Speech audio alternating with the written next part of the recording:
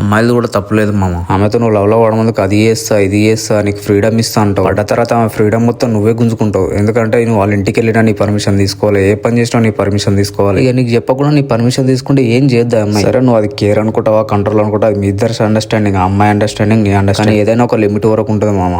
వాళ్ళు చెప్పలేరు మనకు నువ్వు ఇట్లా చేస్తే నాకు నచ్చుతలేదు, ఇది చేస్తున్నావు నువ్వు నాకు నచ్చట్లేదు అని. కానీ చెప్తే మళ్ళీ అదొక గొడవ. నువ్వు ఏమంటావు, ఏం చేస్తావు, నచ్చలేదని చెప్పినప్పుడు నీకు ప్రాబ్లం. అరే అదేంది అప్పుడు ఎట్లా నచ్చింది ఇప్పుడు ఎట్లా నచ్చలేదు అంటావు.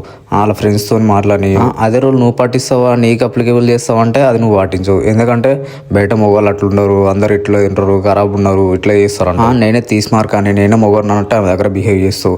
ప్రతి దాంట్లో తప్పు వెతుకుతూ ఆమె తిడుతూ ఉంటావు. అట్లయినా కరెక్ట్ ఉంటావు అంటే నువ్వు ఇది తప్పు చేసినావు, నువ్వు అట్లా చేసినావు ఇట్లా చేసినా అని ఎప్పుడు గొడవలు పెట్టుకుంటాను. ఆమె కూడా ఒక థాట్ వస్తుంది. స్టార్టింగ్ లో ఇచ్చిన కమిట్మెంట్లు అన్నీ ఆమె గుర్తొస్తూ ఉంటాయి. ఏంది ఇది స్టార్టింగ్ లో మంచిగా చేస్తుండే, ఇప్పుడు ఏంది ఇట్లా చేస్తుండు, ప్రతిదానికి గొడవ పడుతుండు, లేట్ రిప్లై ఇస్తే నువ్వు లేట్ రిప్లై ఎందుకు ఇస్తున్నావు డౌట్ పడుతావు. నేను ఏమంటా అంటే నువ్వు ముందే చెప్పేటప్పుడే అన్ని కరెక్ట్ చెప్పాలి. ఏదో పడాలని చెప్పేసి అన్ని అబద్ధాలు చెప్పి ఇది ఉంది అది అని చెప్పి పడేయడం కాదు. పడ్డ తర్వాత నువ్వు అన్ని నీకు నచ్చినట్టు చేస్తే అమ్మాయి వదిలేయకపోతే ఇంకెట్లా ఇస్తుంది మామ. వదిలేసిన తర్వాత మళ్ళీ నన్ను వదిలేసింది అని చెప్పి మళ్ళీ అమ్మాయిని బ్లేమ్ చేస్తావు.